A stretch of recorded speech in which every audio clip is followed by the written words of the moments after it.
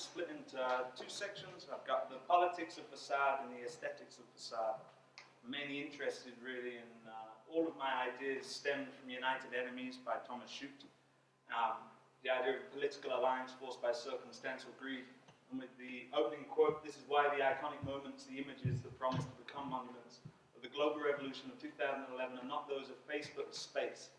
And that's really what I want to question. I think I'm in this group because I'm questioning the individuals within the spaces between, and how the effect trickles down through to those. So if we start with United Enemies, it's the idea of a political alliance forced by circumstantial greed. They're bound together physically. They're smiling at the camera. And it's really quite that sort of insidious politician kind of smile where you feel like you can see through it, but the facade is still there. There's still a mess to be upheld. What I really like is if you see it in the gallery, it's covered with a glass casing. For me, it sort of forces us to inhabit a separate space to the political elite.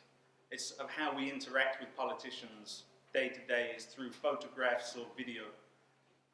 I don't really feel like we ever sort of truly access them. It's especially, I think, for me, and sort of in context, it was about politicians in Rome.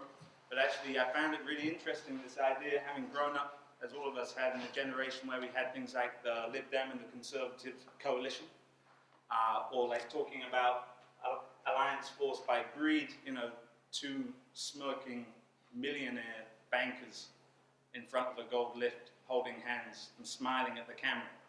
How much of a facade is that for sort of how much actual sort of truth you want in your politics? So we move on to then the idea of the facade in politics is sort of like, I think, directly and indirectly addressed in Khaled Al-Khamissi's Taxi. The quote I've used here, she removed her headscarf to reveal curlers in her hair, is when the young woman is wearing a hijab and she takes it off in the back of the taxi and starts applying makeup to go to work. And I'm not looking at the idea of makeup, or well, sort of I am with makeup, but I'm not looking at the idea of hijab as a mess because I don't want to politically consult that as an argument. That's not what the post is about. It's actually about the hijab in opposition with the makeup, which I find interesting. So it's about the reason why it becomes a facade, because she's wearing the hijab pretty much to please her family, and she's wearing the makeup to go and please her customers. So it's the opposition between the two, where both of them become a sort of forced lie.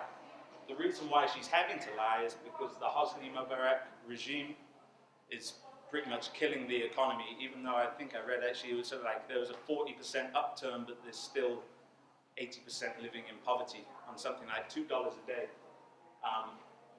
It's what you call, and I've seen it a few times, it's what you would call Hosni Mubarak's reign was sort of really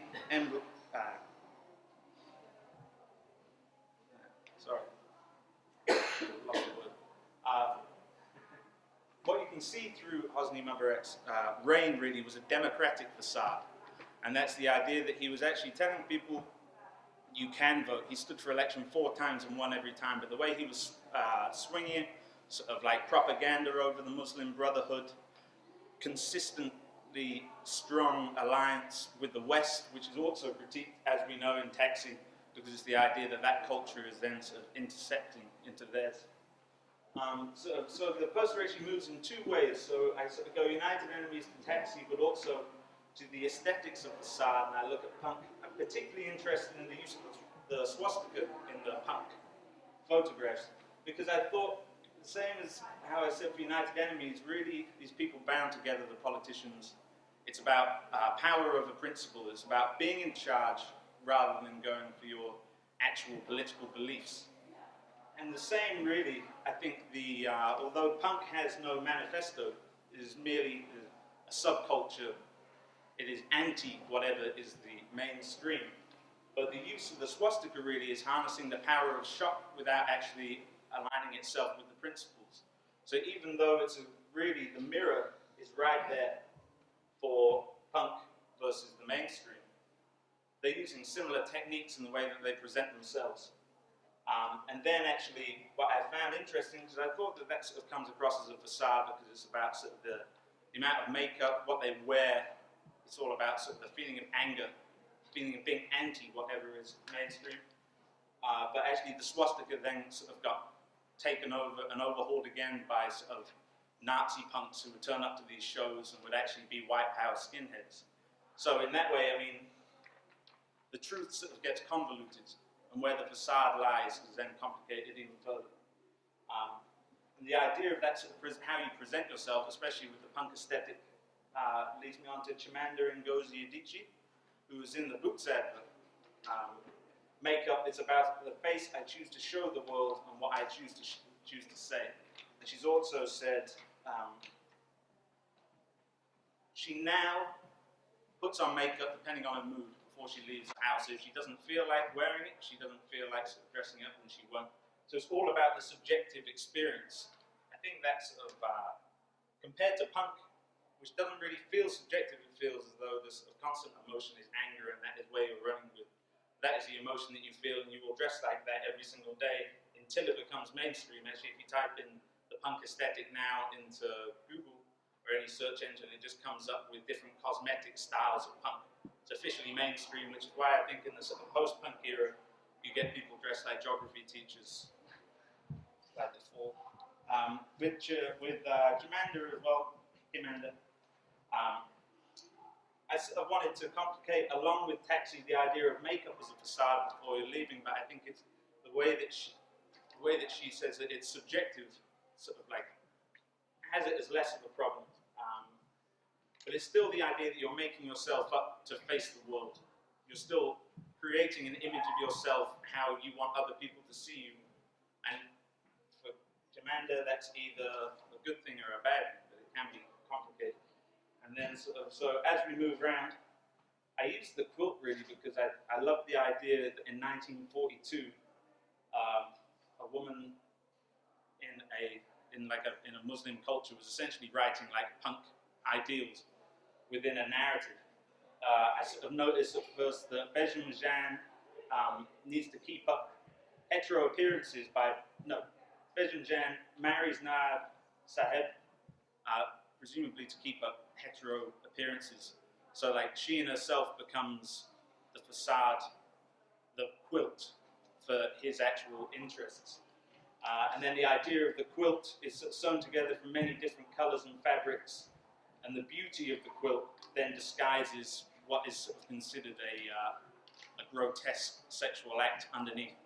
And again, that's about the individuals, and that's what I sort of want to keep going with the theme, is sort of the idea of the people that it affects. So the individuals within punk are affected directly by the politicians. That can then sort of be displaced into sort of like attitudes towards women and how women present themselves every day. Without makeup, there can be criticism, but then a certain side of feminism will then critique those who do and don't wear it. And it all seems to be pressure from the top. Rusty Mirage, I really wanted to tie all of it together because it has the individuals coming into these spaces. And for me, what it offers is the sort of the perspective of a city that you don't ever really see. So the idea of something like Dubai, if you think about Dubai, you're thinking about which is sort of like the Dubaization. Hender said about sort of the idea that you can just create these cities. Am I right for time? You can sort of create these cities without them being by any kind of necessity, not by a river, not by a sea, just created. I mean, primarily as an aesthetic and for people to go and stay into these giant hotels. And when you think of Dubai, you think of this huge money, you think of riches, you think of luxury, you think, 7-star hotels.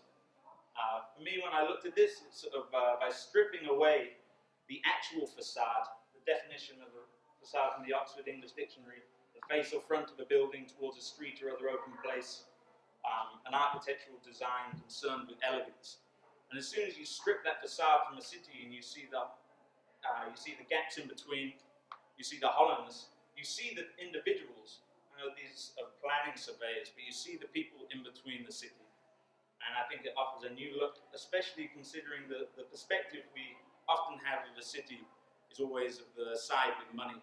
When it's being presented to you, when you think of Dubai, you don't think of the people who had to work in that heat.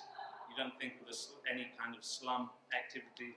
You don't think of any of the subaltern voices who we study on this course.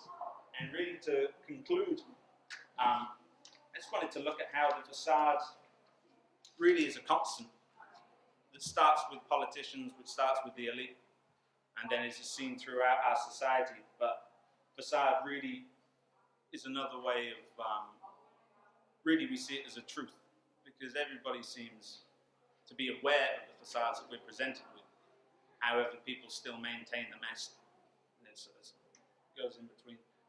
Just to finish with, Missy gives us one of the most honest representations of the humanity in Taxi, and it's in between the hijab and in between the makeup, and you sort of have the human face who's pressured into either of these states of being.